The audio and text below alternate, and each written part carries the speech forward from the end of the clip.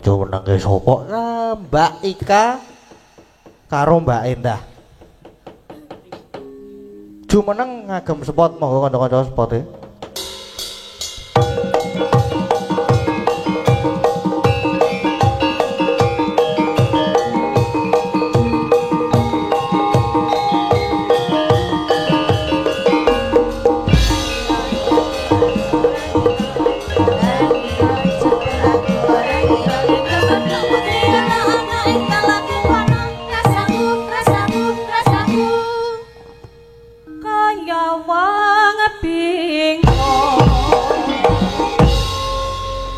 Sugeng dalu Mbak Ika. Nggih, sugeng dalu. Sugeng dalu. Minangkani pamundutan Injih. Gubuk Asmara. Nggih. Nggih, langsung mawon nggih. Langsung mawon. Langsung mawon mboten ngagem bawa ngendak. Wedale ngangsek. Ngangsek niki ndak. Le bubar jam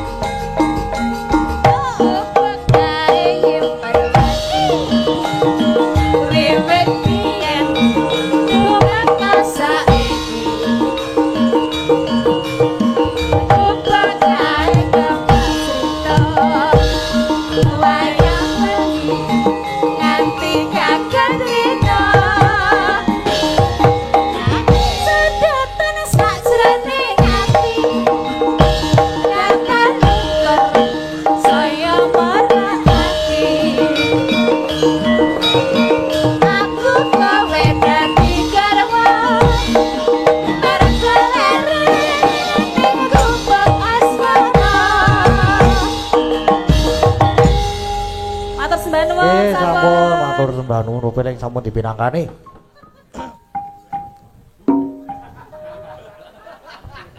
Lah apik to malah klothekan Yamin iki malah apik banget. Waduh, Ngopo Mas? mboten Waduh ki napa-napa. ngopo? Nggih, pinanggih malih, Mbak. Nggih. Wis lah kok pinanggih malah iki apa wis tau ketemu? Kerep sak panggung, Ci. Lah niki langgananku lho. Oh, lah ra ngono. Lah Ra ngerti to kowe? dadi iki Mas cetok. Gading jenengan. Ngono Sehat to. to, Mas? Pengestunipun, Nggih, Mbak. amin. Nggih. Ora kowe saiki petugas anu po? Petugas kebun binatang. Kula Oh, mboten petugase ning kewane, Mas. Oh, alah lah ra ngono. Nggih. Lah niki gawa kewane ta, Mas? Pripun? Kewane anten sik beto mboten? Mbok wonten. Pundi? Lah niku. Nggih. Niki ajeng nembang napa, Mas? Derek, Derek, napa podang kuning mawon? Oh, podang kuning. Nggih. Wih, ya ampun tenan ya. Derek mawon. Ya podang kuning ya ora apa-apa. Nadyan wujud mung peksi. Oh, ya apik tenan to suarane. Suarane. Kanjiane ya. Tesih sinau nggih, Pak, ampun di. Pun jes Hagawe talining pronto. Monggo gentosan nggih, Mbak nggih. Wih, lang kejak gantian barang. Nggih gentosan. Omeng lagi sedirit kok kejak gentenan ki. halus manis tur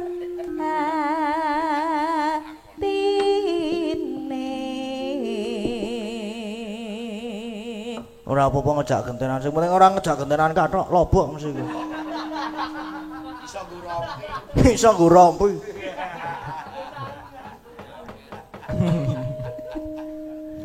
Monggo. Blocking bagi. Oh, yo monggo. Ra wedi to, Mas? Mboten kok. Nggih. Aman kok aku ra nyokot Oh nggih, kula sing nyokot ya. Le nyokot piye sale nyokot? Le nyokot piye? Mbuh. Allah. Aup. Ojo lho iki sik bocah to. Nggih, tesih. Lah niku bocah we Kalian- lelenge ra jamak-jamake, Mbak. Mboten. Jane yo rada beling kaya. Beling banget. Ngalang-alangi aku le beling. Neng meneng. Masa minggat kala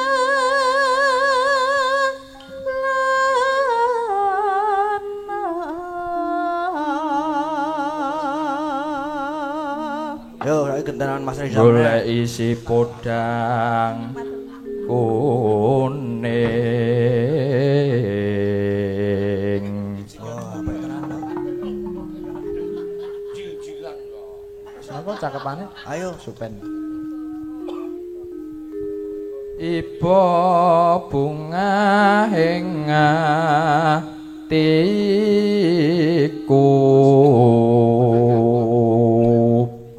Yo ngene iki lho. Monggo Mas. Monggo. Walah. Juragane. Juragane njaluk kopi to. Heeh, njaluk diladeni. Monggo Mbak digongke. Adoh banget nek kon ngegong rono dadakan. Tembange menika lho Mas, tembangipun. Oh, lah ra ngono. Wong aku gong kok ya. Nyanding bisa dadi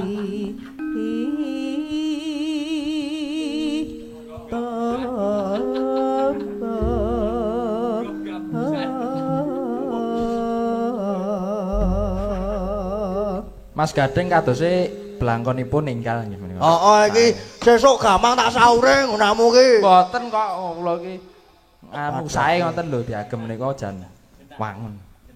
Iki sing apa jenenge Mbak Jelile ku bayar ku ya Mas Reza iki saking apike ya to. Amin, amin, Yo. amin nggih. Iki nek aku ora ndedit ki ya tetep ora moro engko nek aku ndedit. nek iso Ora. lali ya. Heeh. Ora nek Mas Reza ki biasane aku ora ndedit tetep dijaluki ya. Oh, Oh, dadi aku dadak ngedol sesuatu. Apa kuwi? Ya resaku tak dol sosok kuwi. Oh, mboten payu, Mas. Ora payu apa pisan? Mboten. Iya wis. Mosok ora payu to. Lapo ya nyelawe-nyelawe ra payu sa. Sopo sing arep tuku? Masok tuku.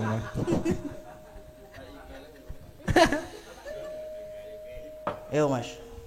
Esuk awan neng omah wis ora krasan. Kaluyuran nang goleki sing tak sayang. Mubeng-mubeng angin terenggonku goleki ora krasa esuk awan nganti bengi. Ngapunten nggih Mas nggih.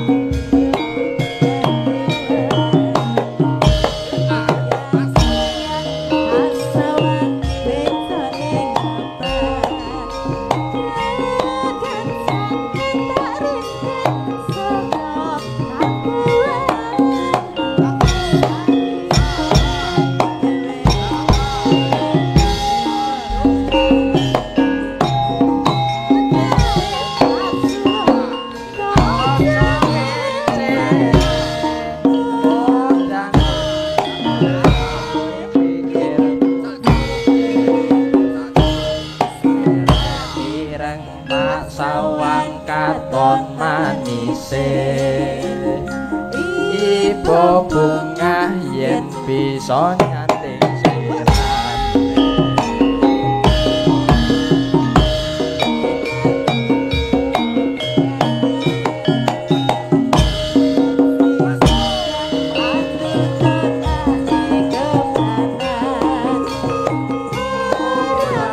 Yo atiku sansaya putra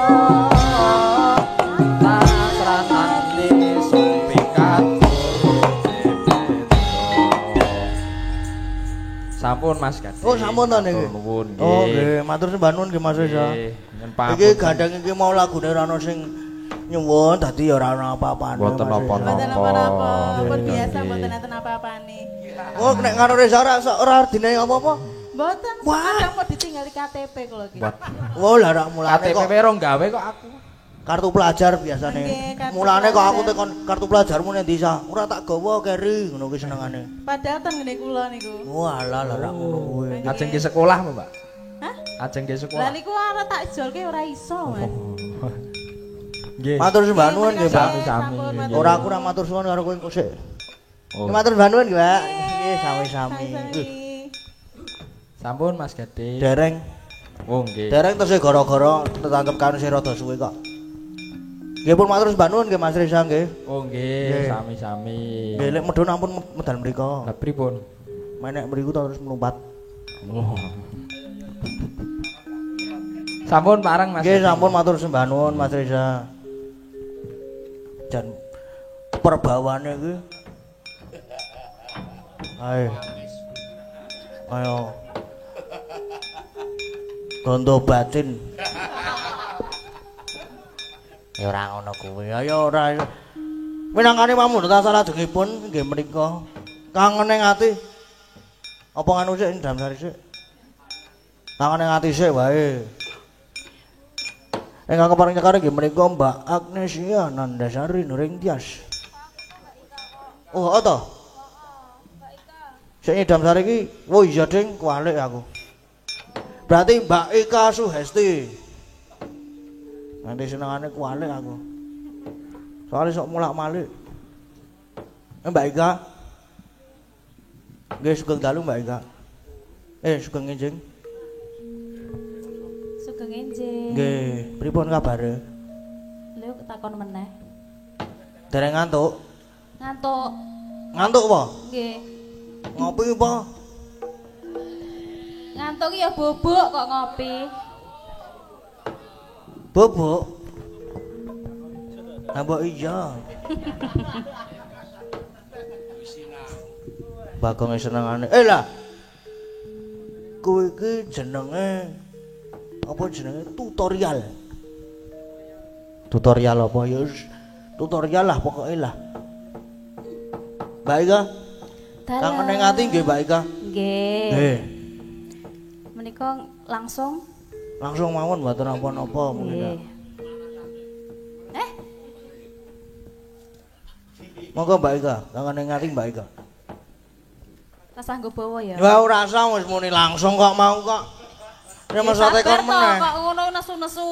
Lah mau wis tekon langsung wae ya langsung. Lah kok Mas monggo Mbak Ika, rasa nggo bawa ya. Senengake. Mas Wahyu siap. Bolake selap terus nek Mas Wahyu kuwi. Sewintu suwe lawase kowe lunga pamit karo aku doh wong ayu bebocah semangat wong bagus tresnaku iki rada kalayu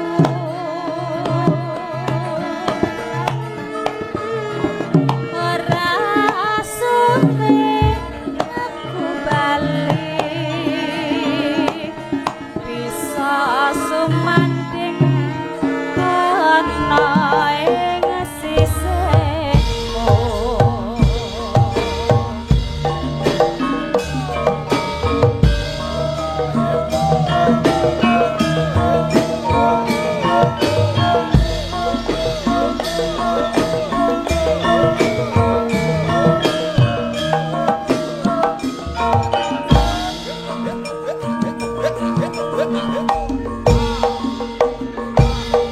Sewindu suwe lawase kowe lunga pamit karo aku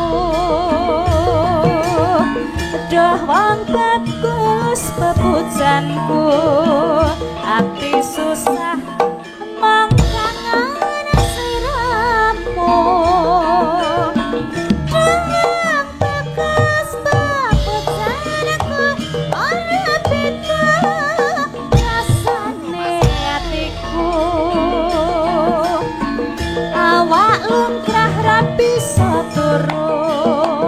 wewayanganmu ngreredu atiku rito wangi tak anti-anti ati susah nunggu kowe bali rasa kangen rapi semari among sira kang bisa nambani aja sumalang wong bagus terus pokoke kira bakal ayu ora suwe aku balik bisa sumanding ana ing sisihmu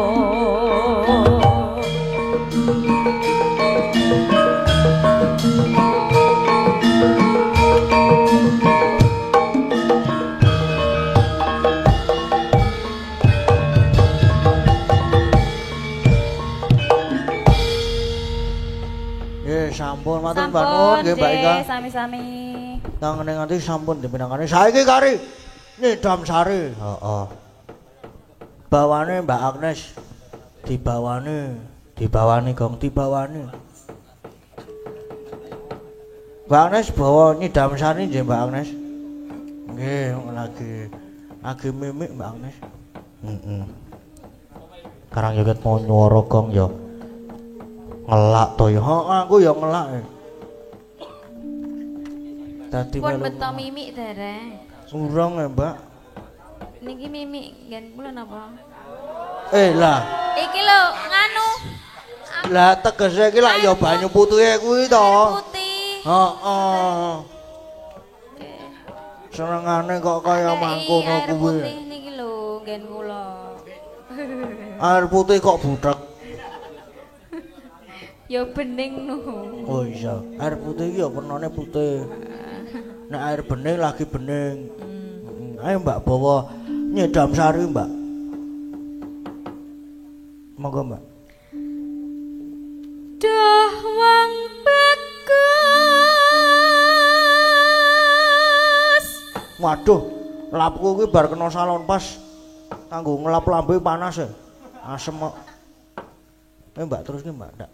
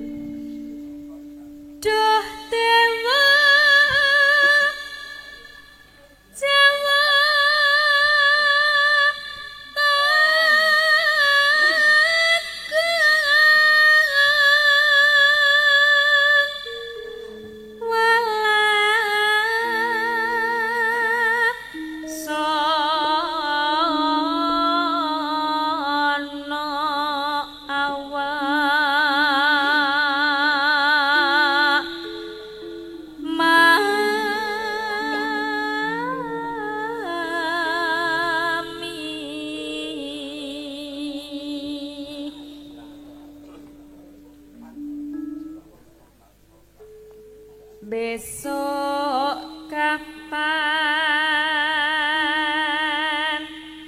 katekan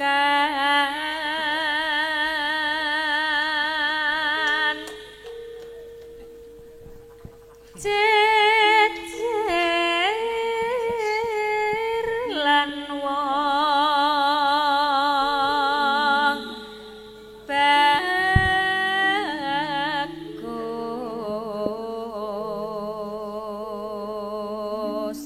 Suarane iki kaya ana autotune. Apa? Autotune. Autotune ki apa? Wah, autotune mosok ora ngerti autotune ki sing anu kae lho apa jenenge?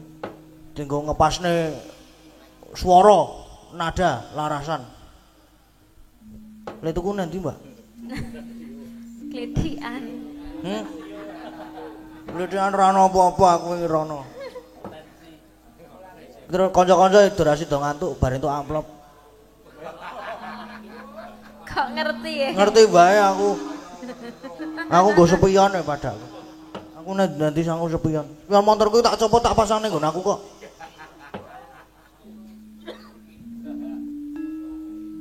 Umpamakna nahkoda tanpa prau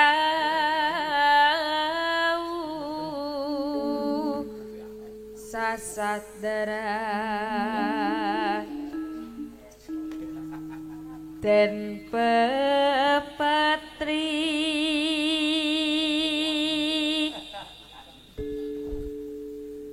idem sari as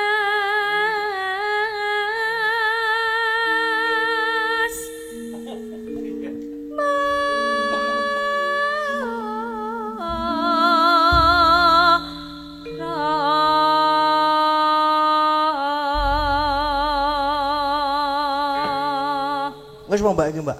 Mbak pisan meneh. Apa nih? Lha bapak aku dong siap nyanyi. Monggo Mas Gading. Macan iya, iya. Saya tak rada mundur. Nyanyi terus.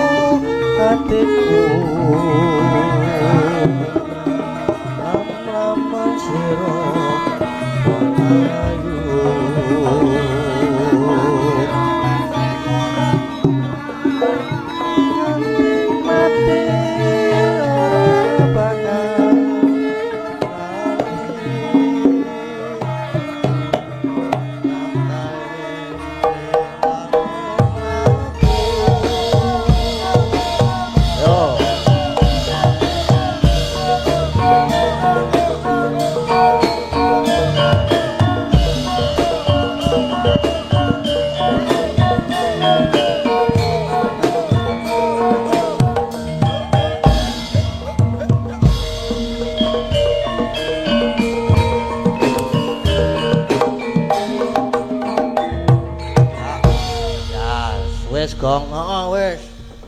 Sah. Ora maju meneh. Oke.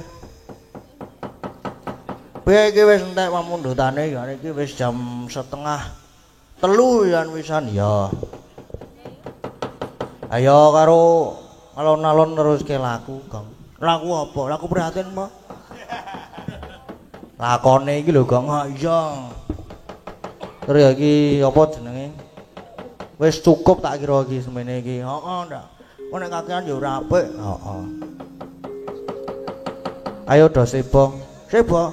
Heeh. Wah urung tutuk ya aku, Truk. Ya sebo kuduan. Ya. Kae ndoro-ndoro putra-putra Pandhawa kae ya wis malah wis do mlumpuk ning Karang Kadempel kae. Ya awake melu nyaket sowan nganggo apa? Wis ngaku playon wae. Oke. Ya ayo.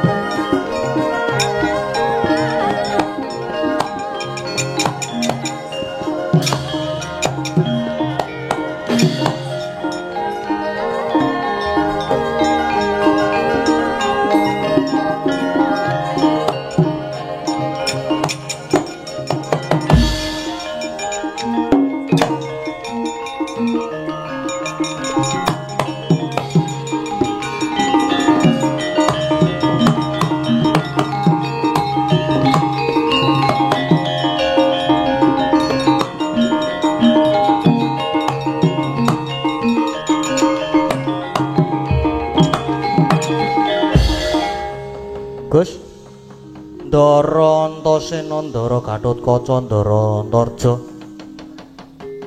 Kula jan ngaturake panuwun matur nuwun sanget niki. Dene ndika sedaya kersa rawuh wonten Karang Kadempel sajake badhe paring pambiyantu nggih. Ha, Petruk. Kakekne Semar bakal mbangun desa mongko iki para pepundhen Pandhawa padha lenggah ana kene. Uga bakal padha sabiyantu dadi para putra kudu melu sabiyantu. Ya Petruk. Wis salumrayen to para putra Pandhawa uga padha sabiyantu ngelingi kabeh lelabuhane Hyai Semar tumraping negara Ngamarta. Ya Punakawan. Aja sumelang kabeh para putra mesti melu ngenteng-entengi bot kerepotane Hyai Semar. Waduh matur sembah nuwun sanget. Lajeng kersanipun pripun? Petruk, ya mung ngene.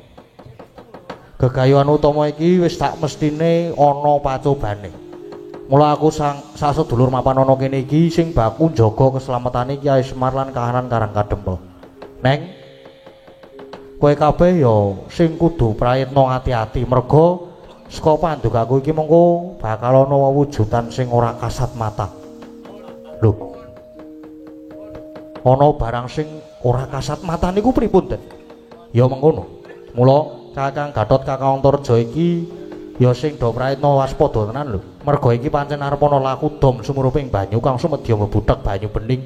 Klebu Gareng Petruk Bagong iki ya sing do praitna tenan nggih, Gus. Gong, hati-hati lho Gong. Heeh. Nyambut gawe ning aja nganti ngalamun. Aja nganti suwung jagatmu iki sapokoke aku ora tau ngalamun kok. Sorote pandam sumula amadangi pasarean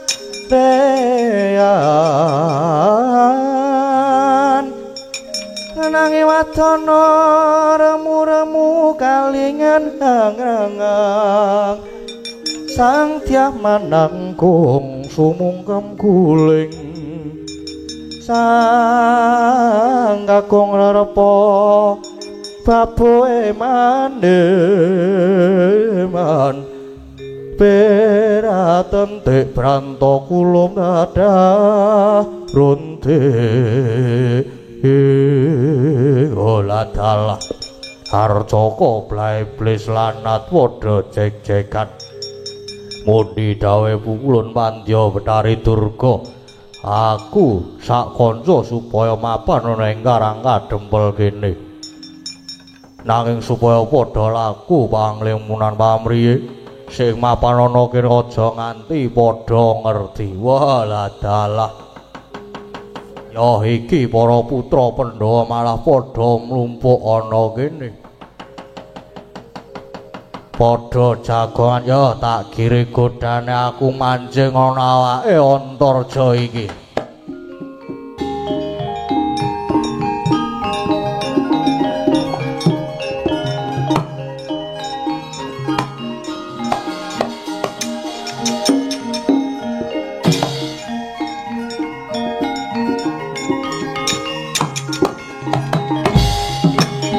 lho kowe lah kae ngomong ae waduh rewone iki Dan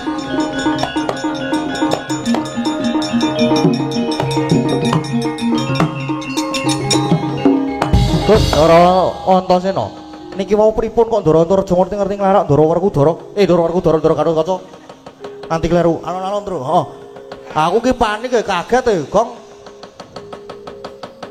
gek nika sajake dijempalani terus lah aku morak ya wis kandha lho sing do ati-ati tenan ora kena do ngalamun lah Kakang Antarja kae mbok menawa moki terus ngalamun sajake padu karo sing wedok nang omahe terus njuk ngalamun kakean pikiran terus kesurupan barang sing ora ketok njur ngerti-ngerti ngajar karo Kakang Gatot wah Gong hati-hati lho Gong heeh aku ngati-ati nang aku ki lah terus niki pripun niki Den ayo wis kae ditututi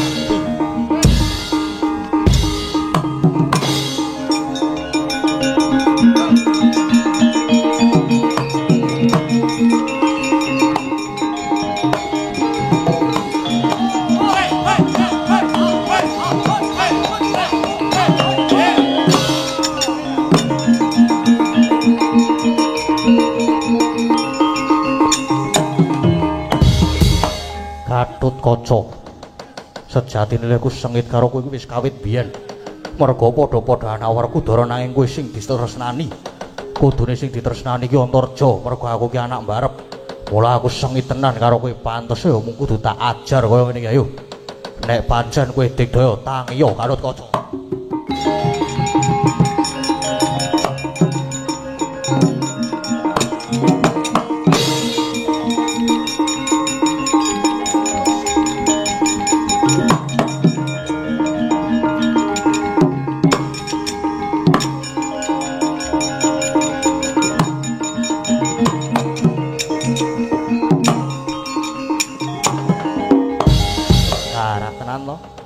Kakang Antarja kae kasurupan barang sing ora ketok. Mula terus tegel ngajar karo Kakang Gatot nganti semaput kaya ngene iki. Wah. Lah niki terus pripun niki, Den? Saya santai wae.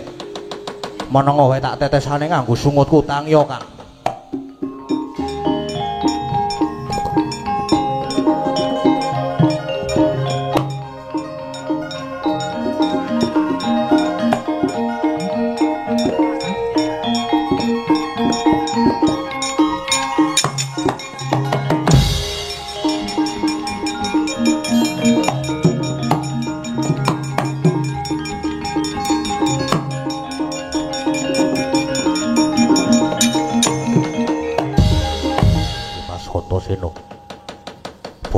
Iki mau kena ngopo ngerti-ngerti kok diajar karo Kakang Antareja. Ayo merga Kakang Antareja iki mau kelebon barang sing ora ketok, mula banjur tega njembalani Kakang Gatot. Wis saiki ngene, Kakang Gatot kuwi duwe daya piandel ya kuwi suket Kalanjana Siti. Wateken niku. Kuwi wateken. Ben iso weruh sing ngeslupi Kakang Antareja kae wis engko nek weruh Kakang Antareja kae genti ajaran wae ya Dimas mati dening aku kowe.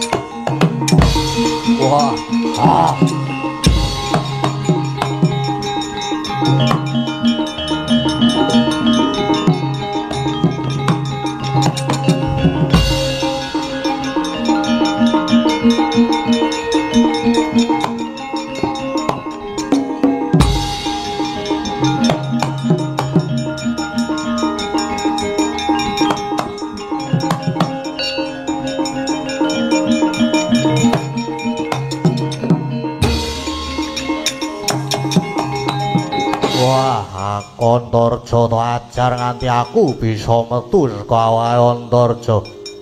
Ayo apa kowe weruh karo aku weruh nyoh Taparana.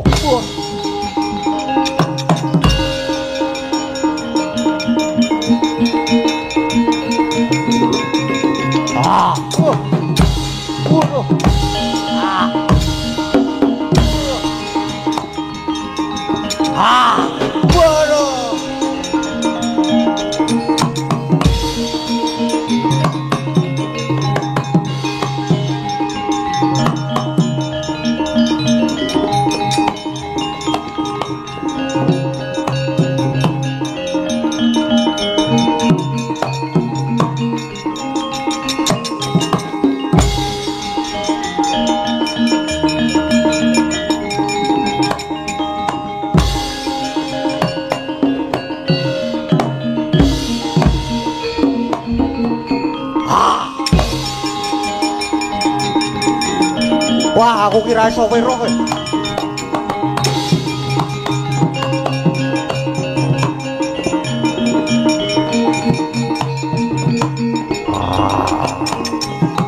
Waduh.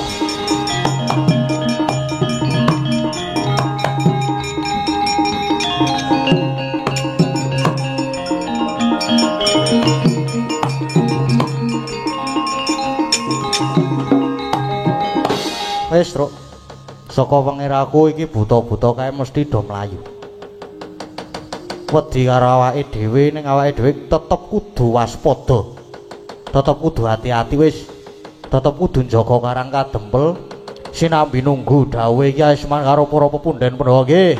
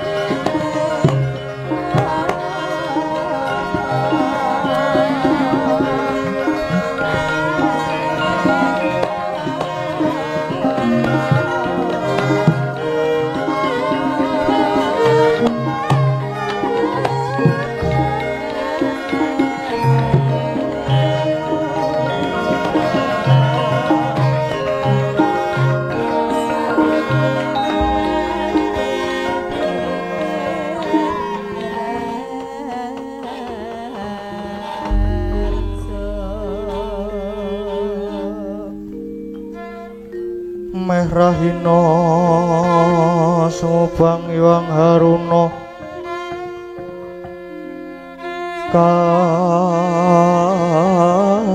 katinetraning anggarapuh sabdaning kukila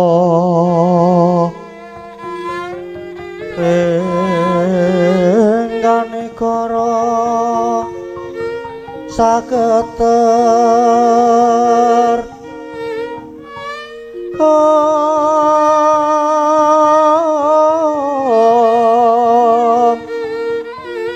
kene tunga engkong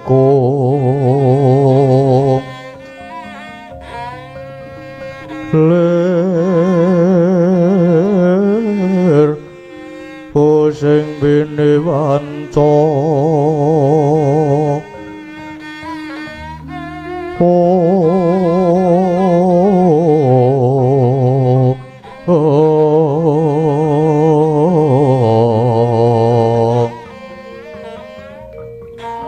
Bapak tokeng ayam wono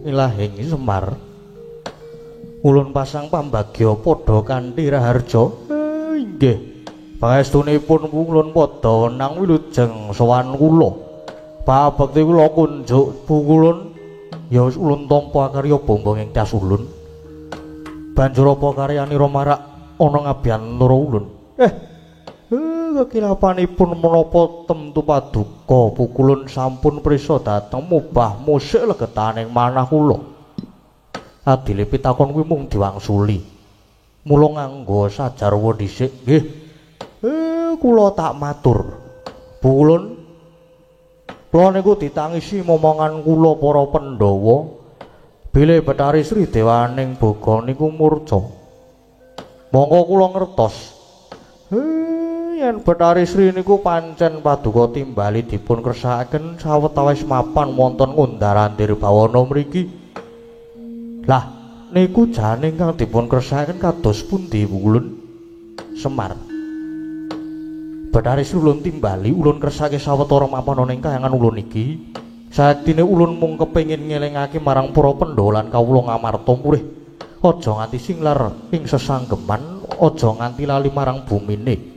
Bumi kang saben-saben wis paring nikmatmu pangat wis samestine kudu dijaga. Merga kasunyatane bumi iku uga kalebu sumber panguripan. Mula kudu ngaturke rasa syukur marang Gusti ingkang Maha Agung ketang amung sarwa prasaja para kawula aja nganti lali nggone padha ngadani sedekah bumi. Pinangka tandha rasa syukur lan rasa matur nuwun marang bumi kang wis bisa paring sumber panguripan lumantar wuru wetu. Iku Semar. Inggih. Niku sedaya nggih pun kula aturke kok. Lah yen ngaten sapunika kula lajeng nyuwun supados Bathari Sri. Kula nyuwun supados Bathari Sri menika enggal kundur dhateng negari Ngamarta. Slamesaken dhateng para kawula negari Ngamarta, utamane para among tani. Murih saged kinayoman dening Bathari Sri ya Semar. Kaya wis cukup nggon ulun nyoba marang para Pandhawa, Bathari Sri samengko tumuli ulun dawuhi supaya mudhun marca padha maneh ngemongi para Pandhawa lan para kawula Ngamarta Semar. Permara reh manguswa yo ngambreng kati karunaning kaswase kaneng marga lakong dasang kondo astrat mojo leng-leng lalu hangulati matur sembah nuwun kulun dene sampun minangani panyuwun kula